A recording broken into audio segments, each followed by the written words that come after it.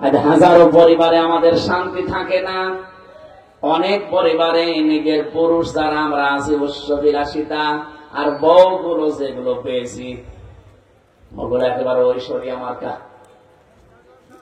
ওর স্বামীর ইনকাম প্রতি মাসে ১৫,০০০ টাকা। এমনও বউ আছে তার পেছনে খরচ করা লাগে প্রতি মাসে ১৪,০০০ টাকা। এরকম বউ দেশে নেই? তো থাকবে। আমার ভাইরা না, ও একটা দুঃখে পড়েছে বলে বলে ফেললো। এখানে হাজারো মানুষ আমরা এরকম আছি। সম্মানিত মা বোনেরা, আপনাকে আল্লাহ যে স্বামীর বাড়িতে দিয়েছে, ওর যতটুকু ইনকাম আছে ওইটার উপরে আপনার চাহিদাকে নিয়ন্ত্রণ করা লাগবে। কি কথা বলেন না? আপনি যদি এখন ঐশ্বরিয়ার মতো ভাবলেন যে না আমি ওইভাবে চলবো, আপনার স্বামীকে ওর স্বামীর মতো ইনকাম করে। আপনাকে তো আল্লাহ সলিমুদ্দির বাড়িতে না পাঠিয়ে সালমান এফ রহমানের বাড়িতে পাঠাতে পারত তার বউ করে। তখন আপনি মন মতো খরচ করতেন। যেহেতু ওই জায়গায় না দিয়ে এরকম একটা গরিব মানুষের বাড়িতে আপনাকে দিয়েছে, সুতরাং এর যতটুকু ইনকাম আছে এতটুকুর উপরে নিজের চাহিদাকে ঠিক রাখবেন। দুনিয়াতে এবং আখিরাতে উভয় জগতে কামিয়াবি হওয়ার জন্য এইটা আমার মনে হয় এখন খুব বেশি দরকার। বেশি বেশি পাওয়া, বেশি বেশি পাওয়া, এই পাওয়ার আকাঙ্ক্ষা মানুষের কাটে না ওই দিন পর্যন্ত যতদিন চোখ বন্ধ না হয়। আল্লাহকুমুত তাকাসুরু হাত্তা যুরতুমুল মাকাবির। রব্বুল আলামিন বলেন মানুষ বেশি বেশি পাওয়ার জন্য মহা অন্ধ হয়ে গেছে। এ ঘোর কাটে না ওই দিন পর্যন্ত যতদিন ওর কাছে আশ্রয় না চায়। ঘর একদিন ঠিকই আপনার কাটবে, সোজা আপনি হয়ে যাবেন। যেভাবে সোজা কথা বলছি আমিও নিজেও সোজা হয়ে যাব। কিন্তু চকলেটের মতো মুড়িয়ে একটা পেঁয়াজ দিয়ে যখন সোজা করে রাখবে, ওই সময় আপনি যদি বাঁকা হয়েও কোন জায়গায় পড়ে মরে যান, তাও যারা নিয়ে মাটি দেবে ঠিক চকলেটের মতো লম্বা করে ৩ পেঁয়াজ দিয়ে সোজা করিয়ে দেবে, নাকি বাঁকা করে দেয়? এখন হয়তো কেমন কেমন লাগছে যে সাদা এখন কি বলে দুনিয়া কি মজা লেলো, খাওয়া দাও ফুর্তি করো, আর এ কি আরম্ভ করেছে। আরে ভাই, কোন গ্যারান্টি যদি থাকতো আমি বলতাম না। যেহেতু বসে আছেন দাঁড়াবেন, সে গ্যারান্টিও আপনার হাতে আছে নেই। একটা গল্প পড়েছিলাম উপন্যাসে। এক ব্যাঙ একদিন সাপকে ডাক দিয়ে বলে, বন্ধু সবই তোমার ভালো লাগে, তুমি যে আঁকা বাঁকা হয়ে চলাফেরা করো ওইটা ভালো লাগে না, একটু সোজা হয়ে চলতে পারো না? সোজা হয়ে চললে দেখতেও তো ভালো লাগে, একটু আঁকা বাঁকা হয়ে যাও। সাপ বলে, কি তুই আমার চলায় ভুল ধরলি? দিয়েছে এক সবল। ব্যাংকে ধরতে পারি নাই, দিয়েছে এরকম পানির ভেতরে লাফ। উপরে বসে আছে ফানা তুলে। এখান থেকে একটা জিনিস জানা যায়, গোখরা সাপ যেগুলো বিষধর, এরা যদি একবার ফনা তোলে, ফনা তুলতে সময় নেয় না, কিন্তু স্বাভাবিক হতে সময় লাগে। এখানে চলতে ফিরতে রাতের বেলা দিনের বেলা যেহেতু এলাকায় বহু গাছ গাছরা আছে, যদি বিষধর কোন সাপ, গোখরা সাপ যেটা কি বলে, কলিম সাপ নাকি বলে, গোখরা, এটা যদি সামনে পড়ে, যদি ফনা তুলে ফেলে, আপনি নিরাপদ দূরত্বে চলে যাবেন। এমনি ফনা তুলতে বেশি সময় নেয় না, কিন্তু স্বাভাবিক হতে অনেক সময় লাগে। যেহেতু স্বাভাবিক হতে ওর সময় লাগছে, ওই রাস্তা দিয়ে যাচ্ছিল এক রাখাল, সারাদিন গরু চড়িয়েছে, ছাগল চড়িয়েছে, মেজাজ হট হয়ে আছে। দেখছে ফস ফস করছে, গরু মারা যে লাঠি ছিল ওটা দিয়ে আচ্ছা করে পিটিয়েছে। আইলের উপরে জমির এই যে সীমানা আইল থাকে ওর উপরে লম্বা করে রেখে দিয়েছে। ব্যাংক চিন্তা করে, কি গো বন্ধুর তো কোনো খবর নেই। উঠে দেখছে ষাট হয়ে পড়ে আছে, বলছে হাউ আর ইউ, খবর কি? ডাক দিয়ে বলছে, বন্ধু আমি এইটাই চেয়েছিলাম যে আঁকা বাঁকা ছিল না, সোজা চলো, দেখতে ভালো লাগবে। তুমি সোজা হইলে মরার পরে, এই সোজা যদি আগে হইতে এখন এভাবে পড়ে থাকা লাগতো না। আপনিও সোজা হবেন ঠিকই, এখনই চোখ বন্ধ হয়ে যাক, ঠিক সোজা হয়ে যাবেন। এই জন্য অল্পে তুষ্টি, এটা যেহেতু তাকওয়া। আর 2 নম্বরে গুরুত্বপূর্ণ একটা পয়েন্টে আছে, আল খাউফু মিনাল জালিল, আল কিনায়াতু বিল কলিল, আল আমালু বিত তানজিল। 4টা বিষয় যদি কোনো মানুষ দুনিয়ায় মানতে পারে, সে যেন মনে করে আমার ভেতরে আল্লাহর ভয় আছে, আমি তাকওয়া অর্জন করেছি। আল্লাহকে না দেখে যেমন বিশ্বাস করি, এভাবে না দেখে ভয় করা। বলেন তো, লেপের নিচে আপনি বসে বসে মোবাইলে, কম্পিউটারে, টেলিভিশনে এমন এমন দৃশ্য দেখেন পৃথিবীর কেউ জানে না। অন্য কেউ দেখলে আপনি লজ্জা পান, নিজে দেখলে আনন্দ পান। এরকম দৃশ্য নেই? এ জায়গায় কেউ যদি না থাকে, একজন আছে, দেখতেছে কে? আরো জোরে বলেন। আমি শুধু বলবো, আপনি শুনবেন, এইটাই বিষয় না। আমি নিজে যেন আজকে থেকে এর উপরে চলতে পারি, আপনারাও চালাতে পারি, সেই তৌফিক আল্লাহ দান করেন। কেউ দেখে না, একজন দেখতেছে। ওনাকে যেমন না দেখে আমি বিশ্বাস করি, না দেখে ওইভাবে ভয়ও করি। টেলিভিশন হোক, মোবাইল হোক, কম্পিউটার হোক, ল্যাপটপ হোক, যেটা বাইরে দেখা যায় যাচ্ছে, ওইটা টেলিভিশনের পর্দায় দেখা যায় যাচ্ছে। যেটা বাইরে দেখা যায় নেই, যেটা টিভির পর্দায়, মোবাইলের পর্দায়ও দেখা যায় নেই। এটা মাসলা। একটা মেয়ে লোকের সর্বোচ্চ পর্দা হচ্ছে আজিমাত। হাত মোছা, পা মোছা দিয়ে মাথার চুল থেকে পায়ের তালু পর্যন্ত পোড়াটা ঢেকে রাখবে। এমনকি চোখের উপরও হিসাব টেনে দেবে একটা কালো হালকা কাপড়। এটার নাম আজিমাত। এটা যদি কেউ করে চলতে পারে, ও সোনায় সোহাগা। মেয়েদের জন্য রুখসাত আছে, ছাড় আছে। সব জায়গা তো আর এরকম আপনি চলতে পারবেন না। এই জন্য কিছু কিছু জায়গায় ছাড় আছে মেয়েদের জন্য। এই হাতের কবজি, পায়ের পাতা আর মুখমণ্ডল, এই 3টা জায়গা বাদ দিয়ে যদি প্রয়োজন হয়, আপনি পুরা শরীর ঢেকে বাইরে যেতে পারবেন।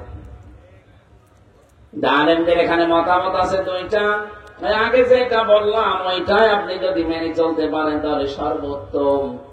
ইমাম আবু হানিফা রহমতুল্লাহ আলাইহির মত হচ্ছে, একটা মেয়ে লোকের সতর বা পর্দা ফরজ যতটুকু, মুখমণ্ডল, হাতের কবজি, পায়ের পাতা বাদ দিয়ে পুরা শরীর আপনি ঢেকে রাখবেন। আর একটা পুরুষ মানুষের সতর কি নাভি থেকে শুরু করে হাঁটু পর্যন্ত ঢেকে রাখাই লাগবে, যদি কাপড় থাকে। কাপড় না থাকলে আপনি উলঙ্গ হয়েও থাকতে পারেন। এখান থেকে আরেকটা মাসলা বের হয়, যারা গোসল করতে যান, বিশেষ করে আটক জায়গা, আপনি কাপড় চোপড় খুইলেও গোসল করতে পারেন, জায়েজ আছে। কথা বুঝতেছেন? তাই বলে আপনি এই নদীতে আমার সব খুলে নেবেন না।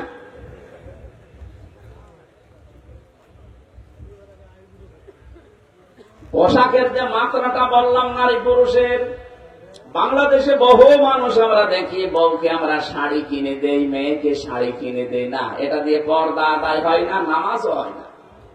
কারণ নামাজ পড়তে গিয়ে যদি আপনার মাথা থেকে রুকু সেজদা দেওয়ার সময় শাড়ির আঁচল পড়ে যায়, চুল যদি বের হয়ে যায়, আপনার নামাজ ভেঙে যাবে, শেষ। এই জন্য এই মাসলাটা খেয়াল রাখবেন। আমার মনে হয় প্রতিটি মেয়ে লোকের সালোয়ার কামিজ, এই পোশাকটাই অভ্যস্ত হওয়া দরকার।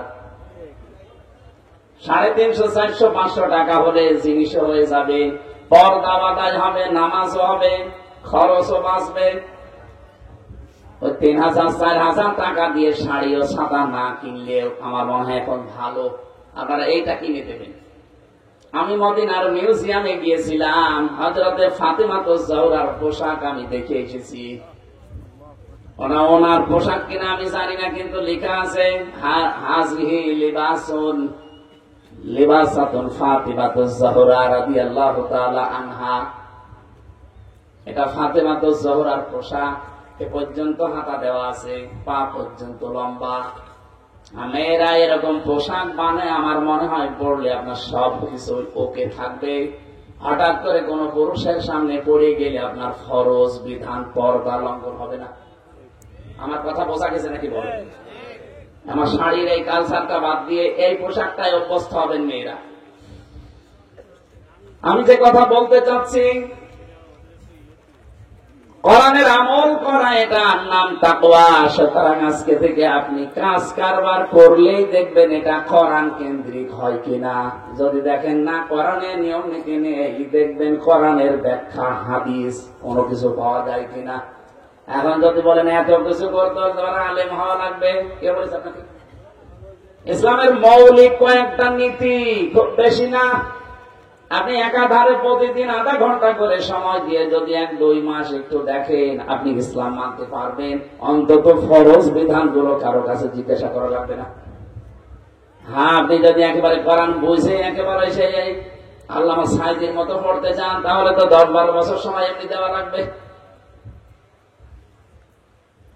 অকল না সাথীরা বাসে একটু খেয়াল করেন, আমি যে কথা বলতে চাই, আল্লাহর হাত থেকে যদি আমরা পুরস্কার নিতে চাই, আমল করা লাগবে বাবা যেটা দিয়েছে ওইটা, না কোরআনের। আমার হাকামা বিহি আদালা, যারা কোরআন দিয়ে বিচার করে তারা ন্যায় বিচার করতে পারে। 54 বছর বলেন তো কোরআনের বিচার একটাও হয়েছে? ন্যায় বিচার বলেন কি করে? ন্যায় বিচার যে ছিল না এর প্রমাণ তো আমি নিজে। 3টা বছর ওরা বিনা কারণে আমাকে আটক করেছে এবং যত কষ্ট দিয়েছে আমার সহ্যের বাইরে চলে গেছে। 3 বছর একাধারে একটা ঘরের ভেতরে, তাও ফাঁসির কন্ডেম সেলের ভেতরে, যেখানে মার্ডার মামলার আসামিদের রাখা হয়। বড় বড় খনি সন্ত্রাসী যাদের কোনোদিন আর বের হওয়ার সম্ভাবনা নেই, তাদেরকে রেখে দেয়। অথচ আমারে রেখে দিয়েছে ওই জায়গায়। আরে ভাই, রেখে দিলিতে অন্তত রোজা করতে দিবি না বাড়িতে? 3 বছর ওরা আমার বাড়িতে কে আছে না আছে আমি জানতামই না। বের হয়ে শুনলাম আমার দাদা মরে গেছে, আমার নানি মারা গেছে, আমার এক চাচাতো ভাই মরে গেছে, কিছুই জানতাম না। কি কষ্ট পেয়েছিলাম 3 বছর। আপনি নিজের জায়গায় একটু দাঁড় করান তো, একটু খোলামেলা দিলেও তো হয়। জেলখানা তো বড় জায়গা। আমি যে গাজীপুরের কাশিমপুরে ছিলাম, ওটা প্রায় একটা গ্রামের মতো। এদিক ওদিকে মিলে প্রায় 2.5 কিলো 3 কিলোমিটার একটা গ্রাম। এত বড় ঘর, 4 সেল মিলে এত বড় বিশাল জায়গা। জেলে থাকলে অত কষ্ট হইতো না, কিন্তু শয়তানরা রেখেছিল ফাঁসির কন্ডেম সেলের ভেতরে। আবার 24 ঘন্টা তালা লাগানো, সিসি ক্যামেরা দেওয়া, কেউ জানে আমার সাথে কথা না বলে। এমন 2 জনকে দায়িত্ব দিয়েছিল জেলার আর সুপার, 2টায় মালায়ন, একটা সুব্রত বালা আর একটা দেবদুলাল। এর হাতে দেখতাম লাল সোটা বাঁধা আছে, 2টার রয়ের এজেন্ট। এই জন্য আলেমদের প্রতি এত কষ্ট করি।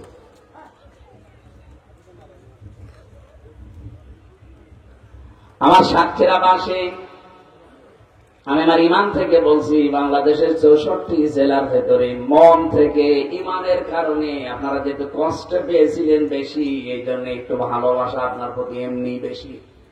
অন্য জেলায় গেলে মায়াটা আসে না, কারণ ওরা এত কষ্ট দিনের জন্য, ইসলামের জন্য পায়নি। এই জেলার মানুষ যত কষ্ট সহ্য করেছে 15 বছর, চিন্তা করতে পারেন একটা মানুষের বাড়ি বুলডোজার দিয়ে মাটির সাথে মিশিয়ে দিয়েছে বিনা কারণে। এই জেলায় না এটা?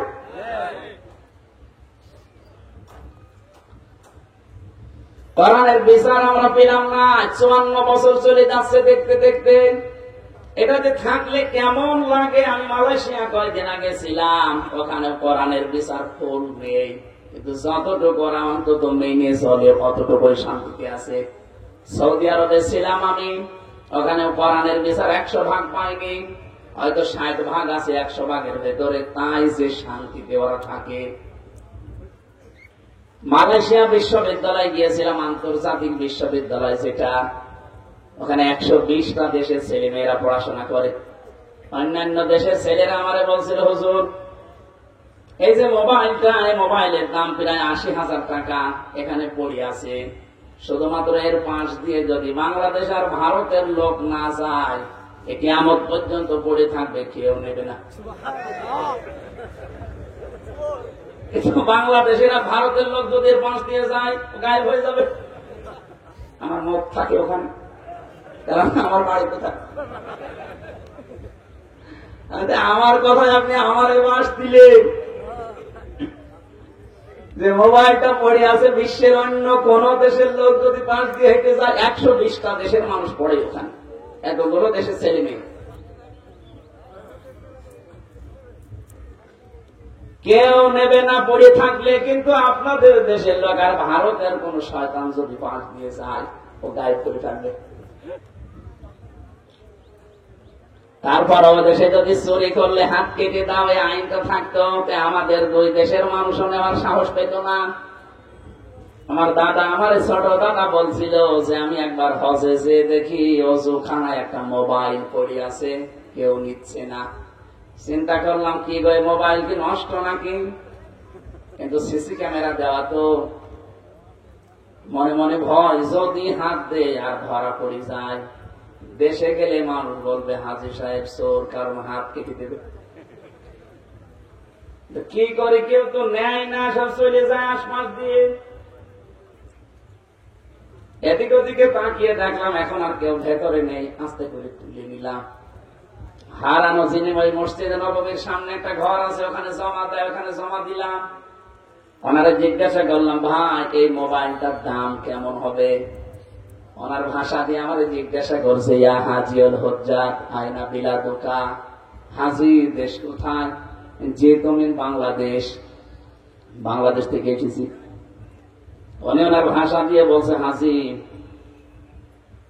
যে মোবাইলটা পেয়েছেন, এই মোবাইলটা বাংলাদেশের টাকার মান অনুযায়ী ৭২,০০০ টাকা, তার ১৬ সালে। এখন তো আরো বেড়ে গেছে, ওটা লাখ পার হয়ে যাবে। ৭২,০০০ টাকার মোবাইলের সময় পড়ে আছে, কেউ নিচ্ছে না, এদেশে থাকবে? ৭২ পয়সা রেখে দেন তো থাকে কিনা? যে কথা তুলেছিলাম এইটাই বলার জন্য, কোরআনের বিচার যদি আমরা সত্যি পেয়ে যেতাম, এই দেশে ৭২,০০০ টাকার মোবাইল না, ৭২ কোটি টাকা পড়ে থাকলেও কিয়ামত পর্যন্ত ওখানেই থাকতো। এরকম একটা বিষয় আল্লাহর নবী বানিয়েছিলেন সমাজ ব্যবস্থায় কোরআন দিয়ে, সেটা এখনো আছে আমাদের কাছে, কিন্তু আজ পর্যন্ত কোরআনের বিচার কি একটাও আমরা পাইনি। আরো দু একটা যেগুলো আছে হালকা পাতলা, ওইগুলো তুলে দেওয়ার জন্য আন্তর্জাতিক ভাবে কিছু ষড়যন্ত্র চলছে। এটা নারী কমিশন যাদেরকে বসিয়েছে, আপনি কি মনে করছেন এদের পেছনে কেউ নেই? অনেক আগে পয়েল আছে। আন্তর্জাতিক ভাবে এরা চক্রান্ত করে আগস্টের ৫ তারিখের পর থেকে চেষ্টা চালাচ্ছে। ওদের ৩১৮ পৃষ্ঠা পড়ার রিপোর্ট আমি পড়ে দেখেছি কয়েকদিনে। কোরআনটা পড়ে দেখলাম কোরআনের ১০টা আয়াতকে ওরা মানে না। কোরআনের একটা অক্ষর না মানলে যেখানে ঈমান থাকে না, কাফের হয়ে যায়। আর সেখানে 10টা আয়াত অলরেডি অস্বীকার করেছে। এই যে পারিবারিক জীবনে আমরা জমি জায়গা ভাগ করি, এক ছেলে যা পাবে 2 মেয়ে তাই পাবে, এই নিয়মটা কার? আরো জোরে বলেন। যদিও সাতক্ষীরায় অনেক এমন ভালো মানুষ আছে যারা এই নিয়ম মানে না। ছেলের নামে সব লিখে দেয়, মেয়ের মাথায় হাত দিয়ে বলে, মা তোর জন্য দোয়া করে দিলাম। টাটকা নির্ভেজাল শয়তান। তুই দোয়া তো করবে, ওরে ফাঁকি দিবি কেন? 16 সালে আমার সাথে হজে গিয়েছিল ফরিদপুরের একজন, ও যাবার সময় আমার গল্প করছে, আমার পাশে বিমানের সিট পড়েছে, বছর বছর কাজ একটা করিয়ে এসেছি। কি জমি জায়গা দোকান পাট যা ছিল সব ছেলের নামে লিখে দিয়েছি। আসার সময় 2টা মেয়ে ছিল, ওদের মাথায় হাত দিয়ে বললাম কাবা শরীফে যাচ্ছি, দোয়া করে দেবো। আপনার হজ, আপনার হজ বাংলাদেশে যাওয়া দূরের কথা, জেদ্দার বিমানবন্দরও পার হবে না। আপনি কিসের দোয়া করতে এসেছেন এখানে? আপনার নিজের গোনায় তো মাফ হবে না। আপনি শরীক ফাঁকি দিয়েছেন। কান খাড়া করে শোনেন, কান সাতক্ষীরাবাসী যারা শরীক ফাঁকি দেন, বোনের জমি, ভাইয়ের জমি, মেয়ের জমি, জনগণের কোন সম্পদ যদি শরীক কেউ ফাঁকি দেন, 2টা সমস্যায় আপনি পড়বেন। 1 নম্বরে যেদিন শরীক ফাঁকি দিয়েছেন, ওই দিন থেকে যতদিন বেঁচে আছেন যা ইবাদত বন্দেগী করবেন একটাও কবুল হবে না। এখানে যদি এরকম কেউ থাকেন যারা ভাইকে ফাঁকি দিয়ে জাল দলিল করে নিজের নামে লিখে নিয়েছেন,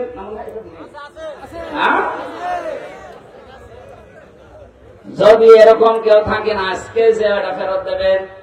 অনেকে মনে করে বোনেরটা ফাঁকি দিলে মনে হয় সমস্যা নেই, কারণ আমার আপন বোন, আরো ডবল গোনা হবে। একদিকে আপনি শরীর ফাঁকি দিলেন, আর একদিকে আত্মীয়তার সম্পর্ক সমস্যা করলেন। আমি কাউকে কিছু বলবো না, চোখ বন্ধ করে আছি। সত্যি করে বলেন তো, বোনকে ফাঁকি দিয়েছেন যারা? একটু হাত তুলে দেখান, ওরা দেখুক। আমার মনে হয় এই এলাকায় আপনার ওয়াজ দেওয়া ঠিক হয়নি। এত সব আল্লাহর ওলি বসে আছে। কিসের ওয়াজ দিয়েছেন আপনি? এখানে গান দেবেন?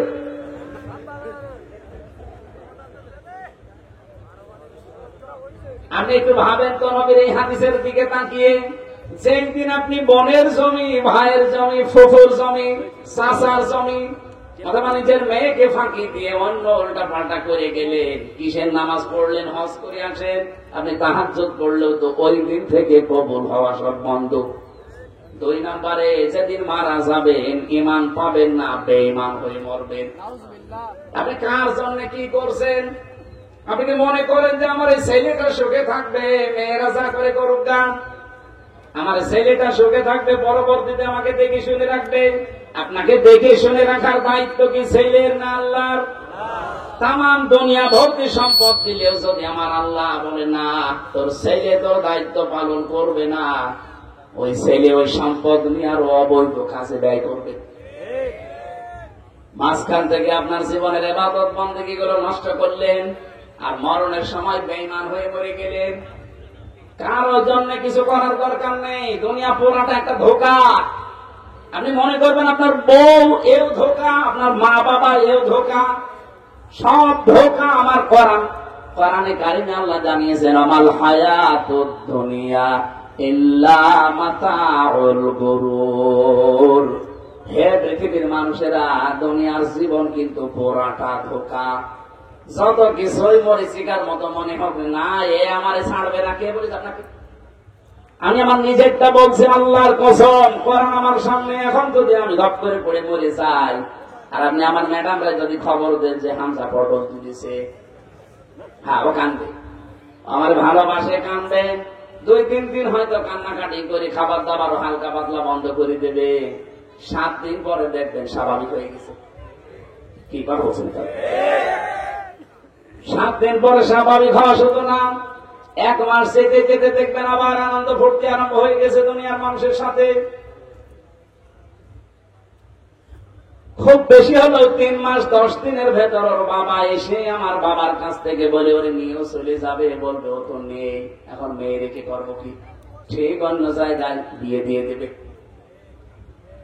আমার কবরের মাটি এখনো শোকায়নি। ও মাত্র 7 দিন বিয়ের বয়স। দেখবেন ওর বাবাকে নিজেই বলবে, আব্বা, হামজা তো আর কি ছিল, এখন যেটা পেয়েছে এটা 100 গুণ ভালো। এটা বলবে, 100 ভাগ বলবে। আমি এটা ক্যামেরার সামনে নিয়ে বলছি, বলবেও। শুধু আমারটাই বলবে, আপনাদেরটা বলবে না। ওই যে দাঁড়িয়ে আছে, একটু জিজ্ঞাসা করে আসেন তো, যান। এখন কি আপনি এখন মারা যান, আপনাকে যদি আমরা বলি যে ওই বউ যে খাটে থাকে, খাটের নিচে রেখে দেবো কবর দিয়ে, কোন বউ আছে রাজি হবে ওই বউটা নিয়ে আসে? জীবনও রাজি হবে, বলবো না, রাতের বেলা জিন আসবে। এই হচ্ছে দুনিয়া। এইটার জন্য আপনি কার জন্য কি করে যাচ্ছেন? আপনার আখেরাত নষ্ট করে। আমি আমার ঈমান থেকে একটা বিষয় জেলখানায় থেকে বুঝেছি, না এর আগে আমি এটা শুনতাম কিন্তু বাস্তবতায় টের পেতাম না। এটা উপলব্ধি করেছি এই বিচ্ছিন্ন থাকার কারণে, যে দুনিয়া আসলে কেউ কারো না, সব স্বার্থের পেছনে আছে।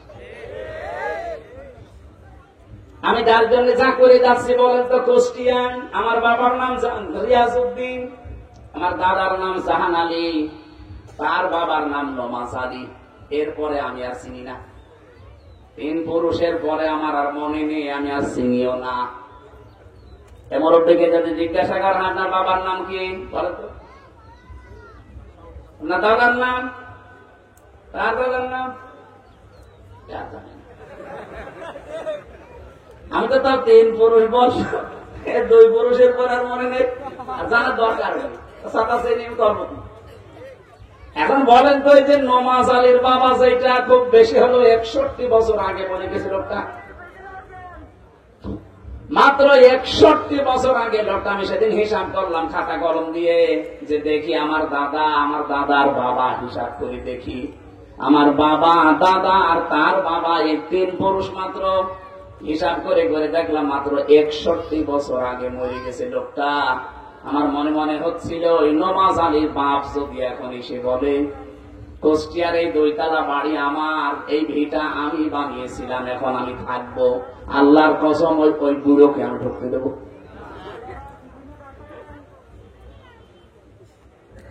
অথচ আসলে কিন্তু এই যে কুষ্টিয়ার যে বাড়িটা আমার, এটা ওই মুরব্বী বানিয়েছিল। এ বিশাল এলাকাগুলো সেই তৈরি করেছিল।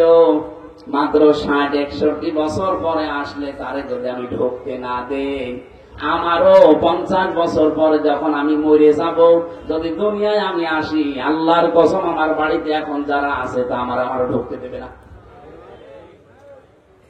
এইটার নাম দুনিয়া। সম্মানিত মা বোনেরা, এটা সামনে রাখা লাগবে। তাহলে দুনিয়ার জীবনটা যদি আপনার কাছে সত্যিই মনে হয় যে এটা ধোঁকা, আপনি কাউকে ফাঁকি দিতে পারবেন না।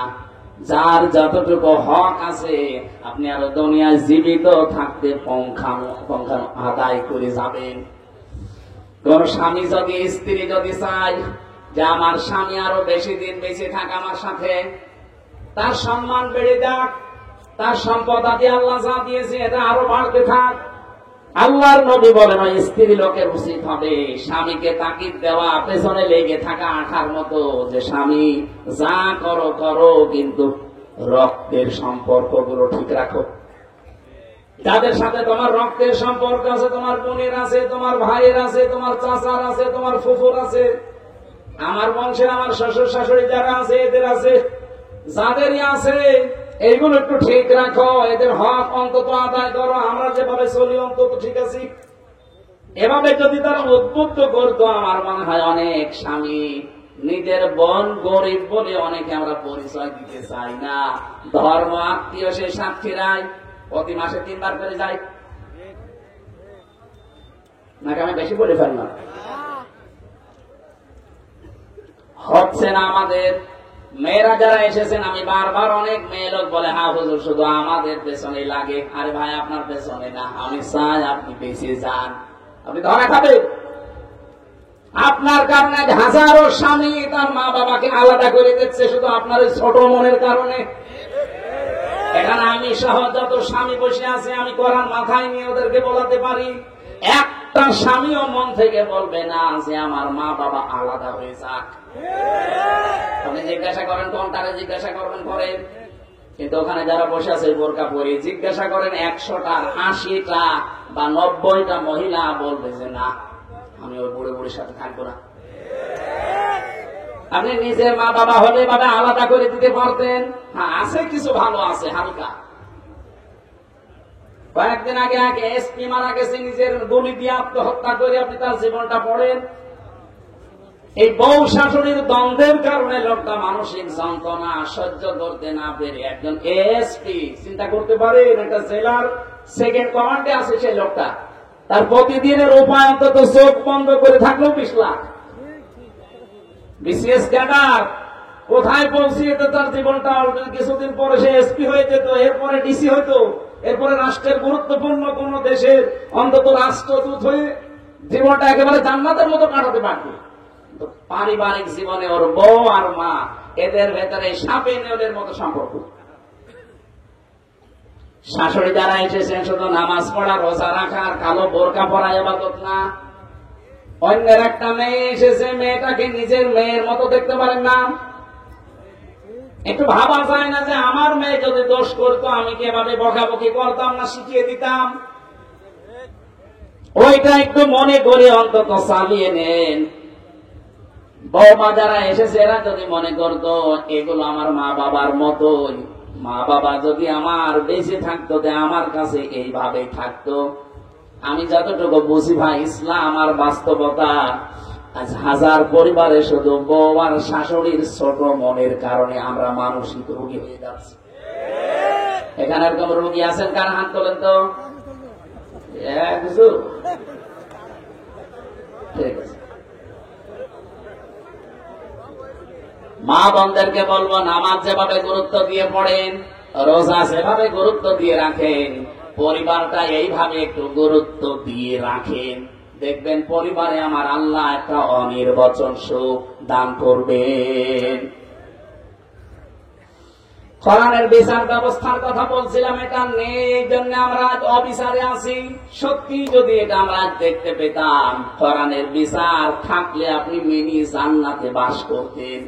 এইটাই আমরা সামনে কায়েম করতে চাচ্ছি, কিন্তু ষড়যন্ত্র যেহেতু হচ্ছে, আমাদের যেন ঐক্যবদ্ধ থাকা লাগবে।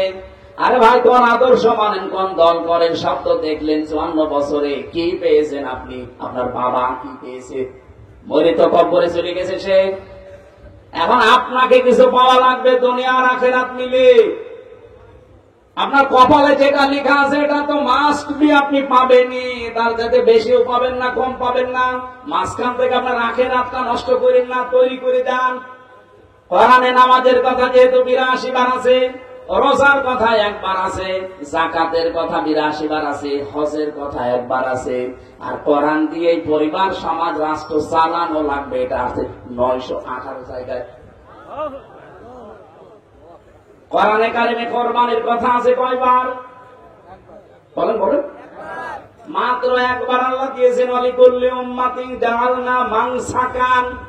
এই পৃথিবীতে যত উম্মত আমি পাঠিয়েছি আদম নবী থেকে, প্রত্যেকটা নবীর উম্মতের প্রতি একটা বিধান ছিল, তার নাম কোরবানি। তার নাম কি? আমাদের মাত্র আর 3 সপ্তাহ বাকি আছে। এজন্য অনেকে যারা কোরবানি কিনছেন, কিনবেন, এটা কিন্তু সেই আদম নবী থেকে আরম্ভ হয়েছে, কিয়ামত পর্যন্ত বিধানটা চলবে। কোরবান শব্দের শাব্দিক অর্থ নিকটবর্তী হওয়া, নৈকট্য অর্জন করা। আর একটা অর্থ আছে আল্লাহর বিধান। জিলহজ মাসের 10, 11, 12 এই 3 দিনে পশু জবাইয়ের মাধ্যমে আল্লাহর সন্তুষ্টি অর্জন করার জন্য যে কাজ করা হয় এর নাম কোরবানি। কিন্তু কোরবানির বিধানটা শুধু আমাদের প্রতি এরকম, এর আগে যারা দুনিয়া থেকে বিদায় নিয়েছে তাদের উপর এরকম ছিল না। হযরত আদম আলাইহিস সালামের কাহিনীটা আল্লাহ আমাদেরকে শুনিয়েছেন আজকের তেলাওয়াতকৃত আয়াত সূরা মায়েদার 27 নম্বর আয়াত, ওয়াতলু আলাইহিম নাবা আবনাই আদম বিল হক। হে নবী, আপনার উম্মতদেরকে আদম নবীর কাহিনীটা একটু ভালো করে শোনান। আদম নবীর ওই সন্তানদের যে কাহিনীটা, ঈদ করবা কোরবানান, যখন তারা কোরবানি পেশ করেছিল, তাদের শরীয়তের নিয়ম ছিল এরকম চাটিয়ার ময়দানে পশু জবাই করে রেখে আসতো, আকাশ থেকে আগুনের ঝলক এসে পুড়িয়ে ফেলতো, তাহলে বুঝতো লোকটা ভালো মানুষ, ওর টাকা হালাল। আর যেটা জবাই পড়ে থাকতো, আগুনের ঝলক এসে পুড়িয়ে দিত না, এলাকার মানুষ বুঝতো যে 2 নাম্বার, এর টাকাও 2 নাম্বার। আর আমার মনে হয় মাঝে মাঝে আয়াতটা পড়লে এই শরীয়ত যদি এখন আমাদের দেশে থাকতো, কত হাসি যে ধরা খেত। ঠিক মানে এখানে আমরা 1000-এর ভেতরে 990 জন ধরা খাতাম। কথা বলে না, দেখতে তো ভালোই মনে হচ্ছে, অর্থ সম্পদ উপায় ঠিক নেই। এমনকি নিজে পবিত্র না, নিজে অপবিত্র হয়ে আছে, হারাম মাল ভেতরে ঢুকে নিজের শরীর মন সব অপবিত্র করে আছে। অপবিত্র সম্পদ দিয়ে জবাই করবে কোরবানি, ওটা জীবন আকাশ থেকে আসবে না। এই 2 ভাইয়ের ভেতরে এই কোরবানির নিয়মটা ছিল তাদের। একজন যখন রেখে এসেছে কবুল হয়েছে, আর একজন একটা হয়নি। আল্লাহ পাক বলেন তখন এই আর একটা যে আছে ভাই, যারটা হয়নি, এ লোকটা তেড়িয়ে এসেছে। ফাতাকাব্বালা মিন আহাদিহিমা ওয়া লাম ইয়াতাকাব্বাল মিনাল আখার ক্বালা লা আকতুলান্নাকা লামে তাকিদুনে সাকিলা। এই কাবিল নামে ভাইটা হাবিলকে ডাক দিয়ে বলেছে, তোরটা কবুল হইল কেন বল, তোরে আমি বাঁচতে দেব না, মেরে ফেলবো। মনে হচ্ছে 1500 বছর পর নবীজির উপরে আয়াতটা নাযিল হওয়ার 1500 বছর পর এখন বাংলাদেশে ঠিক ওই অবস্থায় চলছে। এই দেশে যারা আজ ভালো মানুষ, যাদের কর্মজীবন পবিত্র, যারা মেরে খায় না, চাঁদাবাজি করে না, দালালি করে না, যারা গুপ্তচর না, যারা অবৈধ ইনকাম করে না, ঠিকভাবে চলছে, যাদের দেখে মানুষ ঠিক তাদের দিকে ঝুঁকতেছে, কিন্তু অনেক মানুষ আছে তাদের আর সহ্যই করতে পারছে না। কি করব, পেরিয়ে দেওয়া যায়, ধরে মেরে ফেলবো। বিভিন্ন রকমের বদনাম দিচ্ছে তাদের উপরে। আমি কি বেশি বললাম না? ঠিক আছে, 100% ঠিক আছে। আপনি দেখেন আজকে যারা আদর্শের লড়াইয়ে, চারিত্রিক লড়াইয়ে পারে না, তখন তারা ঠিক ওই ফিরে যায়, হয় 47-এ, নয় 52, নয় 71-এ। কেন আপনি এত উপরে ফিরে যাবেন? 71 পার হয়ে যায় 54 বছর আগে। 54 বছরের মানুষ তো এখানে আমরা অনেকে নেই। ওই কথা তুলে আনবেন, 52-র ওই কথা তুলে আনবেন, 47-এর ওই কথা তুলে আনবেন, কেন 24-এরটা আনতে পারেন না? কথার নিচে এক থাপ্পড় দেব, আপনি সব বুঝবেন না। আমি কিছু বুঝি না। এটা আজকে আন্তর্জাতিক ভাবে, দেশীয় ভাবে রাম আর বামরা সব বুঝে ফেলেছে। আগস্টের 5 তারিখের পরে দেশে যেভাবে ইসলামের গণজোয়ার আরম্ভ হয়েছে, ওদের সব খাওয়া শেষ, কারণ ওদের তো চরিত্রই নেই।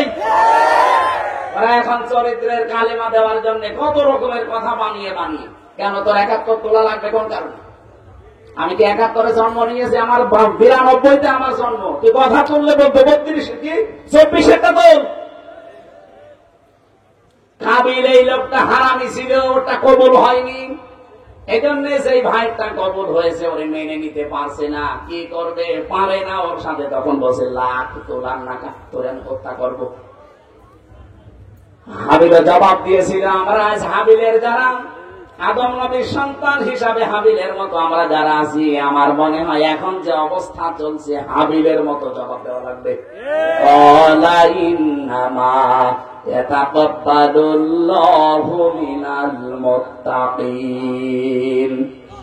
হে ভাই কাবিল, আপনার শক্তি আছে, সামর্থ্য আছে, কারণ আপনি আমার বয়সে বড়, আপনার প্রভাব প্রতিপত্তি আছে, আপনাকে মেরে ফেলতে চান, ফেলেন।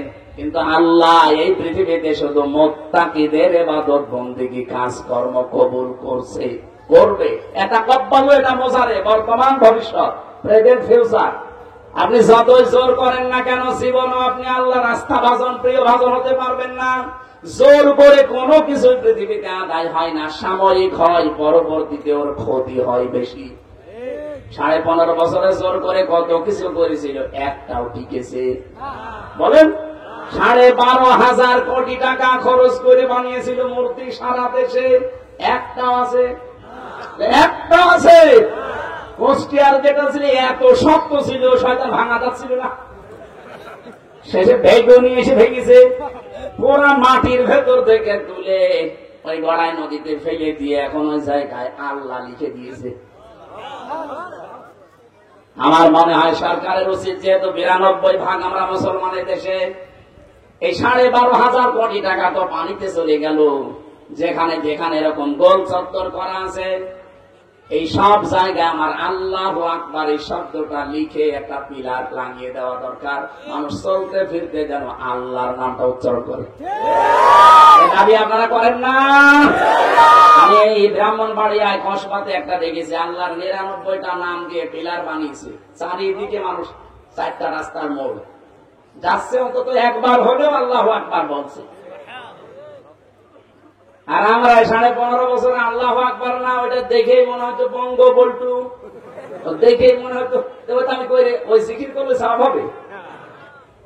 একটা মরা মানুষের জন্য যা করা হয়েছে, কেউ যদি আল্লাহর এই পরিমাণ প্রশংসা করতো, আমার মনে হয় আরো খুশি হয়ে যেত। এখানে আমাদের এখন উচিত হাবিলের পর্যায়ে থাকা, কাবিলের মতো মারদাঙ্গা না। বহু অত্যাচার, জুলুম, নির্যাতন সাথীরা সহ্য করেছে, সামনেও করবে, কিন্তু কোনদিন কাবিলের মতো মায়ের মুখে আমরা হব না। এগুলোর জন্য আজ যারা উল্টা পাল্টা দোষ দিচ্ছেন আমাদের প্রতি, আমারে যদি এখন বলে যে এটাও রাজাকার ছিল, শয়তান হাসবে না। এর বয়স হচ্ছে 33 বছর, এর বাবা ওই সময় কেবল হয়েছে। যেহেতু দেশে এবং আন্তর্জাতিক ভাবে চেষ্টা চলছে এই দেশে যেন ইসলামের উত্থান হতে না পারে, এই 54 বছরে একটা ট্যাগ লাগিয়েছিল ইসলামের প্রতি যে আমরা নাকি টেররিস্ট, আমরা নাকি সন্ত্রাসী, আমরা নাকি জঙ্গি। এটা আজ মিথ্যা প্রমাণ হয়েছে, কারণ এই 9 মাস 7 দিন হয়ে গেল বাংলাদেশে আজ পর্যন্ত একটা জঙ্গি ধরা পড়েছে। আসলে জঙ্গি নেই তো ধরা পড়বে কি করে? জঙ্গি বোঝেন আপনি? জঙ্গি বুঝলে সিরিয়ায় যাওয়া লাগবে, জঙ্গি ঠিক করতে পাকিস্তানে যাওয়া লাগবে। আরে কোথায় পেয়েছেন আন্দাজে জঙ্গি? 3 বছর তো আমি জেলে ওদের সাথে ছিলাম, জঙ্গি বলে ওরা কিছু না। আমার মতো সাধারণ মানুষ জঙ্গি মামলা লাগিয়ে দিয়েছে। ওর ভেতরে একজন পেয়েছিলাম, তার নাম আব্দুল মতিন, 17 বছর জেলে আছে। ও হচ্ছে আল্লাহ দলের প্রধান সারা বাংলাদেশের। ওনারে বললাম, ভাই আপনি আল্লাহ দলের সভাপতি, সেক্রেটারি কে? বলছে আমার ছেলে। ও আপনি সভাপতি, আপনার ছেলে সেক্রেটারি, আর বাংলাদেশে কেউ নেই। এই হচ্ছে জঙ্গি। কারণ এগুলো বসে বসে লিখতে হয় হাসি হাসি না, ওটা হাসি বলা নিষেধ। আর এটা মন্তস্থ করতো এই দেশের গোয়েন্দা বিভাগের কিছু আছে। এই ভারতের 5-8টা গোলাম ছিল আর আমেরিকার গোলাম ছিল, এরা আমি নিজে তো দেখেছি রিমান্ডে। এই শয়তানরা নিজেরা বলছে আপনার কোনো দোষ নেই। তো দোষ নেই তো আমার উপর এত অত্যাচার কেন? একজনকে টাইপ দেবো, আরো 100টা মোল্লা টাইপ হবে। এমন কষ্ট দেব যেন আপনারে দেখে অন্তত আরো 100 মোল্লা টাইপ হয়ে যায়। এই ছিল ওদের মিশন। তাছাড়া আমারে বাড়ি থেকে নিয়ে গেল, কুষ্টিয়ার গ্রামের বাড়ি হালসা থেকে, আর পরের দিন পেপারে দিল কি দিয়েছে, কুষ্টিয়ার চড়হাঁস থেকে ওনাকে আমরা গোপন আস্তানা থেকে নিয়ে এসেছি। পোড়াটা ডাহাবিতা কথা নেড়া বাড়ি 2 থেকে নিয়ে গেল, আর লেখছে কোন জায়গায়, কুষ্টিয়ার চড়হাঁতে। এভাবে প্রত্যেকে যত মানুষ আমি ভেতরে পেয়েছিলাম, কত মানুষ 3 বছর 5 বছর 7 বছর পড়ে আছে কেউ জানি না। ওই ডিবি অফিসে কন্ট্রাক্টরিজমে মাটির নিচে পড়ে আছে। চেহারা দেখলে ভয়ঙ্কর, ভয় লাগে মাঝে মাঝে। এত বড় বড় নখ হয়ে গেছে, 4 মাস 5 মাস পরে একবার নখ কাটতে দেয়। চোল দাড়ি গোপ মনে হচ্ছে ওরে বাবা জঙ্গল থেকে আসতেছে, কেউ জানে না। সিলেটের একজনকে পেয়েছিলাম, আমার পাশের ছেলে ছিল, ভাই কয় বছর আছে? বলছে আমি জানি না। তার মানে কমপক্ষে 7-8 বছর পড়ে আছে। চোল দাড়ি নখ নখ দেখলে ভয় লাগতো, অথচ পাশের ছেলে তো খালি মাঝখানে একটা দেওয়াল, এই করে তো এই যে লোহার ব্যারিকেড দেওয়া। কথা বললে শুনতে পেতাম, মাঝে মাঝে সামনে নিয়ে আসতো, দেখা হতো। এই মাটির নিচে কোনো আওয়াজ নেই, দিন কখন হয় রাত কখন হয় জানতাম না।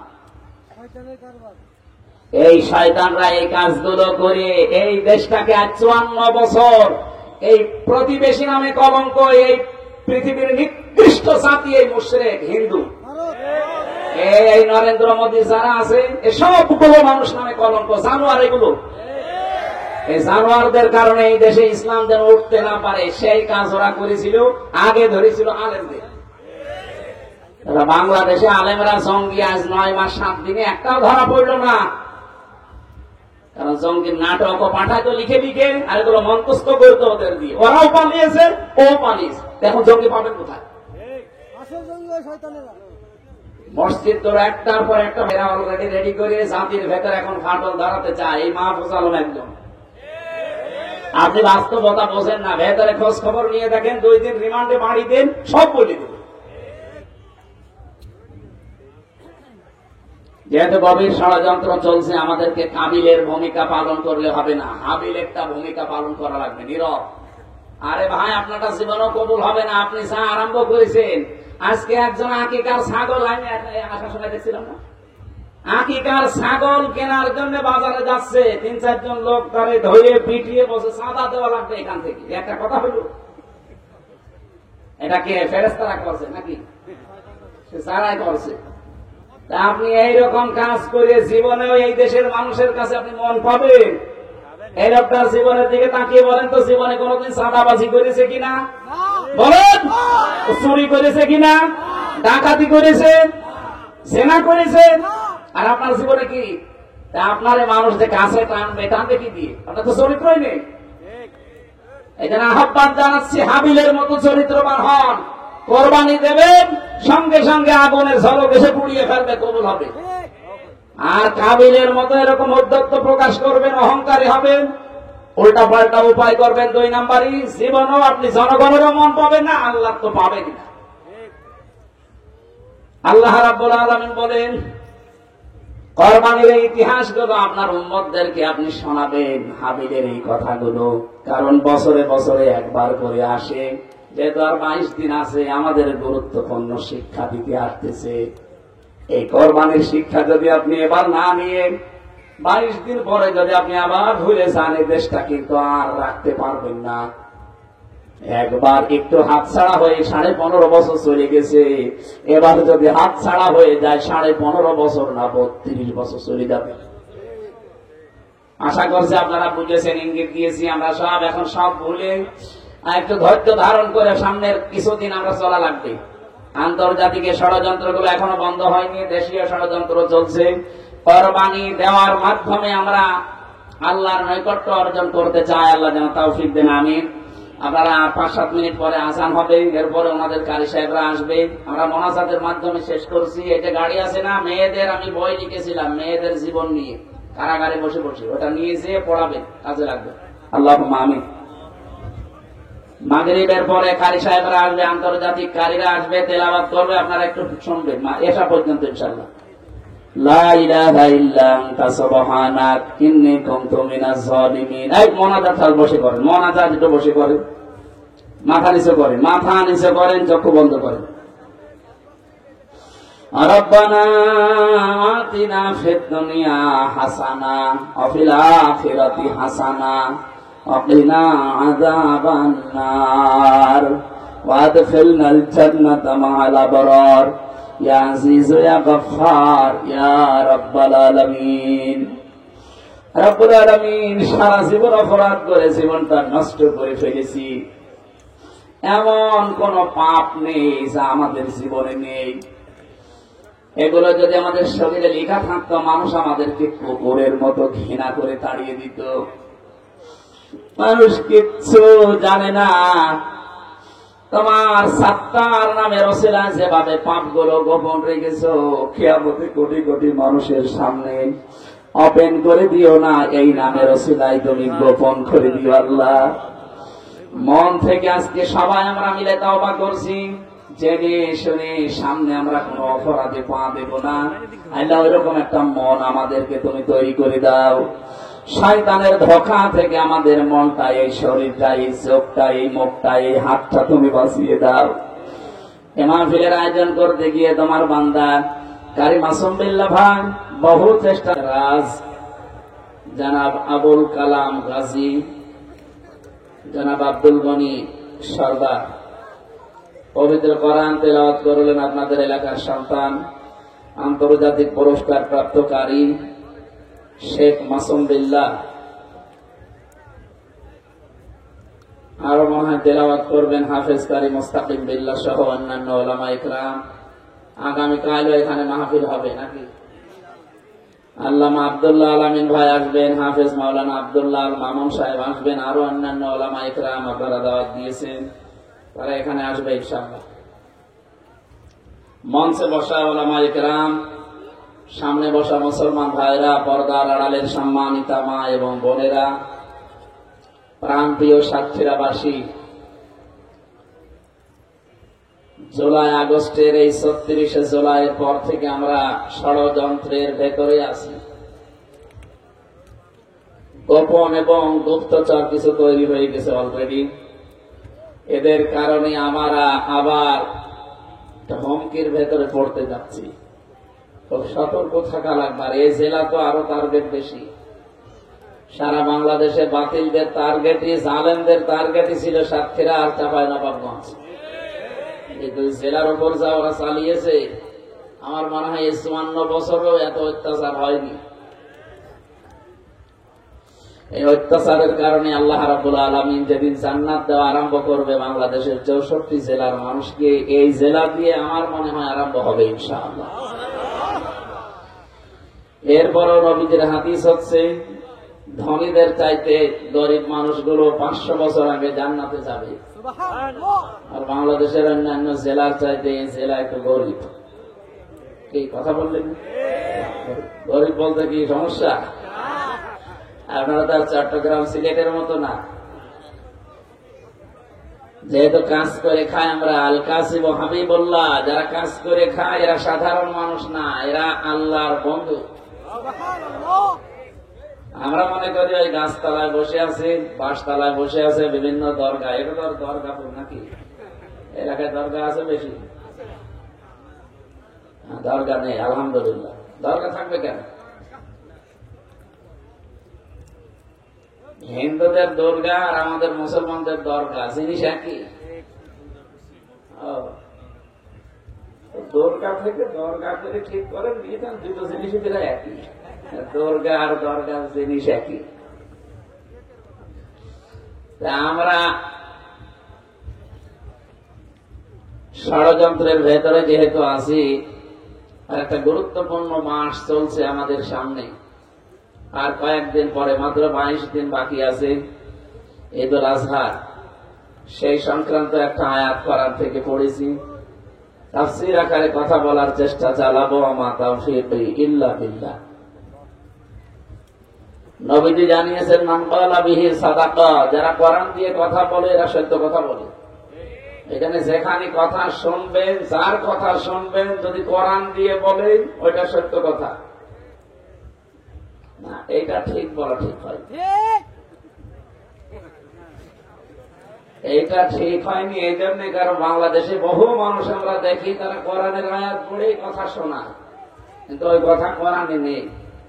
এই জন্য আপনাদেরকে আহ্বান জানায়, সব ফরজের বড় ফরজ কোরআনের জ্ঞান অর্জন করা।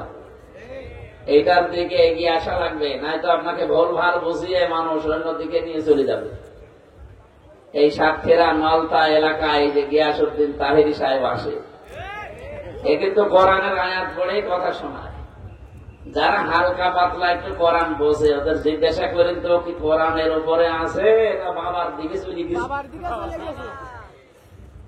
কোরআনের আয়াত তো ঠিকই পড়ে, কুল হু আল্লাহু আহাদ, হে নবী আপনি বলেন আল্লাহ এক, এ পর্যন্ত ঠিক আছে।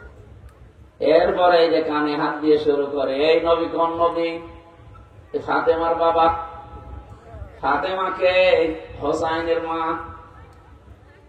হোসাইনকে কারবালায় শহীদ হয়েছিল। আপনাদেরকে আমি কারবালার কাহিনী শোনাবো মাত্র 2 ঘন্টা। আয়াত পড়েছে কি? কুল হু আল্লাহু আহাদ, আর তাফসীর হচ্ছে কারবালার।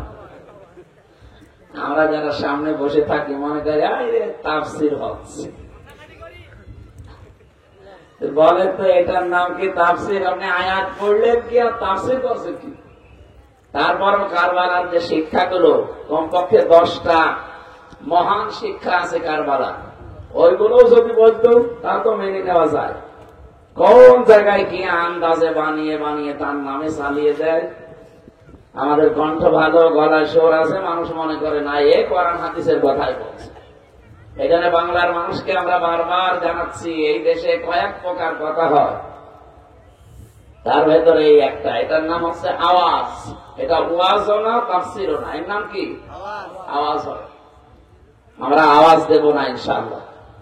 এই জন্য আপনি আমি যা বলবো এটা আসলেই কোরআন কিনা, কোরআনের কথা তো সত্য কথা, কিন্তু ওইভাবে তো আল্লাহ যেভাবে জানিয়েছে ওইভাবে বলা লাগবে। আপনি যদি উল্টা দিকে চলে যান, ওটা কি সত্য থাকবে? ওয়ালিল্লাহিল আসমাউল হুসনা ফাদউহু বিহা ওয়া দারুল লাযিনা ইলহিদুনা ফি আসমাই।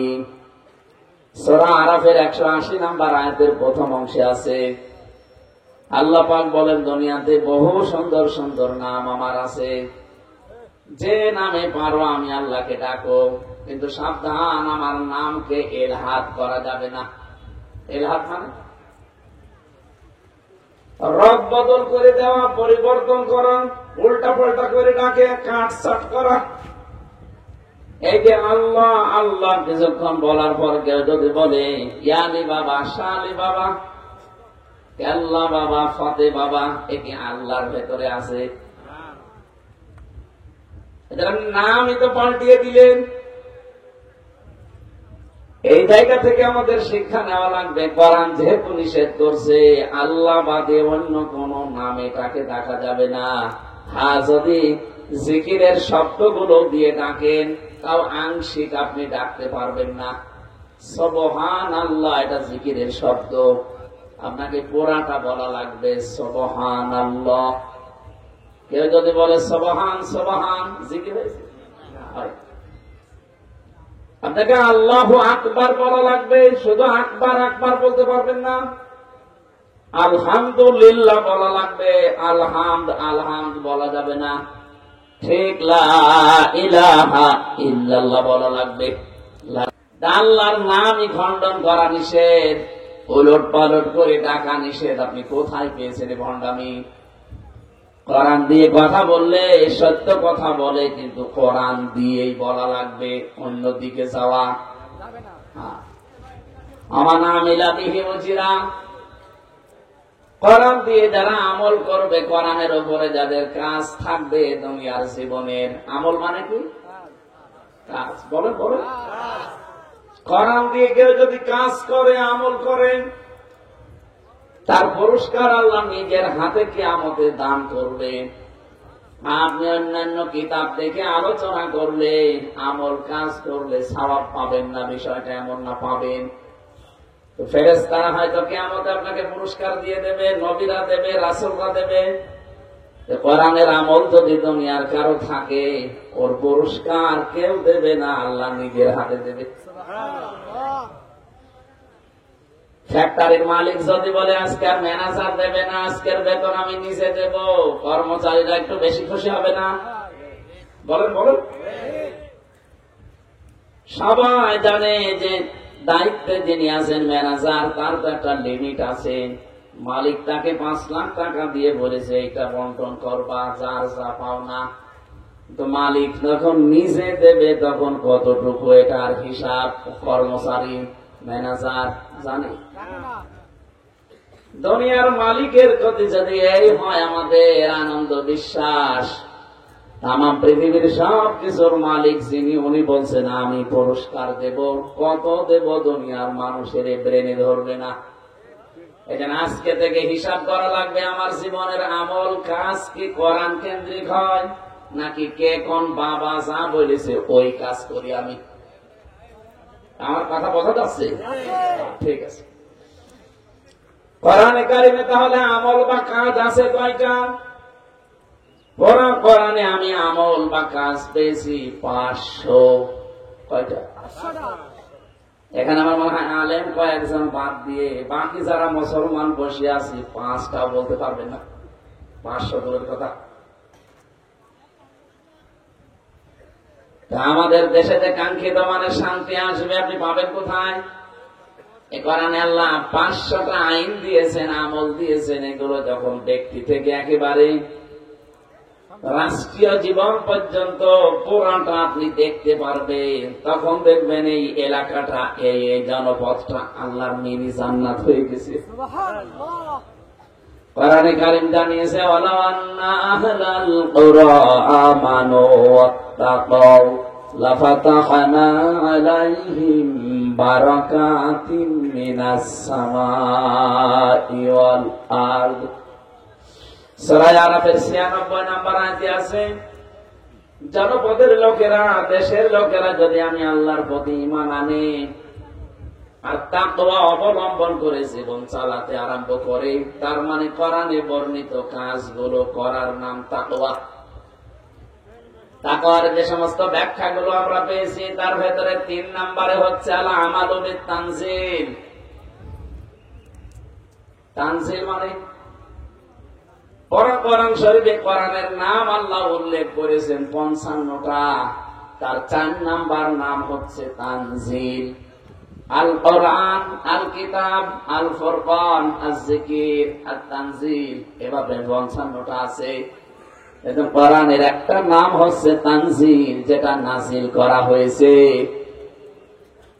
সুতরাং এই পৃথিবীতে আপনি যদি কোরআনের আমল করেন, তাহলে আপনার ভেতরে তাকওয়া যেটা, এটা পয়দা হবে। এই ভারত, বাংলাদেশ, পাকিস্তান, এই 3টা দেশে আমরা যতটুকু ঘুরেছি, আমার ছোট বয়সে তো কোনো জায়গায় আমার বাদ নেই, ফিরা জায়গায় আমি এই 3টা দেশে গেছি। আমাদের এই এলাকাগুলো আমরা দেখি তাকওয়া শুধু পোশাকে আর শরীরে। হয়তো লম্বা জামা আছে, দাড়ি ভালো ভালো আছে, হাতে একটা তসবি আছে, এই হয়ে গেল তাকওয়া। না রে ভাই, এটা তাকওয়ার একটা পোশাক মাত্র, কিন্তু তাকওয়া থাকবে মানুষের অন্তরে। আর তাকওয়া হা হোনা নবীজি অন্তরের দিকে ইঙ্গিত দিয়েছেন। আজ যদি মানুষের কলবটা ভালো না হয়, অন্তরটা ভালো না হয়, ওর সোরাত সিরাত যত সুন্দর হোক, ওকে আপনি গোনা থেকে বাঁচাতে পারবেন না। এই যে সালমান এফ রহমান, বলেন তো এই লোকটার মাথা থেকে পা পর্যন্ত পুরাটা সাদা দেখতে মনে হয় কি? মাথার চুলও সাদা, পায়ের স্যান্ডেল পর্যন্ত সাদা, আর বাকি যা আছে সবই সাদা। এরপরে লোকটা ৩৬,০০০ কোটি টাকা চুরি করেছে। 7টা ব্যাংক থেকে এই লোকটা ৩৬,০০০ কোটি। আমার মনে হয় মুরব্বীকে যদি আপনি গুনতে দেন, ও জীবন শেষ হয়ে যাবে, গোনা শেষ হবে। আপনি কি চাই তাই মনে করেন 2-1 টাকা ৩৬,০০০ কোটি? এত বড় দরবেশ, এত বড় সাদা মনের মানুষ যদি এরকম কাদা মার্কা কাজ করে, তাহলে যারা একেবারে কাদা, ওরা কি করেছে আপনি বলেন? এই যে গত বর্ষদিন রিপোর্ট বেরিয়েছে, হাসিনার ছেলের শুধুমাত্র বিদেশে পড়তে 400 কোটি টাকা খরচ হয়েছে। সুবহানাল্লাহ। একটা মানুষের পড়তে যদি এত টাকা খরচ হয়, কি বিলাসিতায় ছিল আপনি বলেন তো? আপনি কি আপনার অন্য দিকে নিয়ে যাবেন না? বলেন, শেখ হাসিনার যে পরিবার, কি বাংলাদেশের ভেতরে শ্রেষ্ঠ ধনী? আমার বাবার মতো। তার যদি এত টাকা খরচ হয় একটা ছেলের পেছনে, তার আমরা যারা আছে, আমরা কি এদেশে ভাড়াটিয়া নাকি? আমাদের ছেলে মেয়ের কোনো দাম নেই। কথা বললে কিছু মানুষ শুধু নিচের দিকে টেনে নেয়, মনে হয় যে ওরেই বলছি, আমি আপনাকে বলছি না। একটা সাদা মানুষের পরিচয় দিলাম, বলেন এত ভালো মানুষ আমরা মনে করতাম, সেই লোকটার ওপরে সোরাত সিরাত ভালো ছিল, কিন্তু অন্তর ভালো ছিল না। এত টাকা মানুষ চুরি করে, 2-1 টাকা 5 টাকা 10-20 হাজার হলে তো মেনে নেওয়া যায়। এখানে আজকে থেকে আমরা যদি কোরআনের আমল করতে পারি, কোরআন কেন্দ্রিক কাজ হয় আমাদের, এই পৃথিবীতে তাকওয়া কি সেটা আপনি নিজে নিজে অনুভব করবেন যে তাকওয়া আমার ভেতরে পয়দা হয়ে গেছে।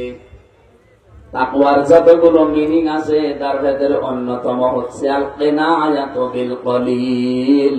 আপনি অল্পে তুষ্ট হয়ে যাবেন, বেশি পাওয়া লাগবে না আপনার, অল্প কিছু হলে আপনি তুষ্ট হয়ে যাবেন। এটা জেলখানায় যারা আমরা 3 বছর কাটালাম, আমি আর কত মানুষ জেলের পরে জেল খাটতে আছে। জেলখানার সম্বল বাটি আর কম্বল, এছাড়া আর কিছু নেই। একটা বাটি দেয় আর কম্বল আছে, এছাড়া জেলখানায় আপনার নিজের বলতে আর কিচ্ছু নেই। মানুষের জীবন কাটছে না।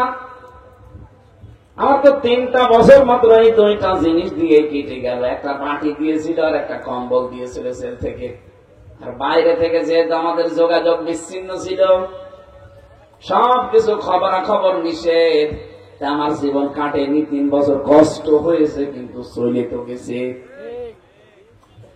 ওই সময় থেকে আমি নিজেকে আস্তে আস্তে করে কন্ট্রোল ফ্রাই করে ফেলেছি যে দুনিয়ার জীবনটা এরকমই, অল্পে যে যত তুষ্ট হতে পারবে সে মানসিক ভাবে তত বেশি শান্তি পাবে।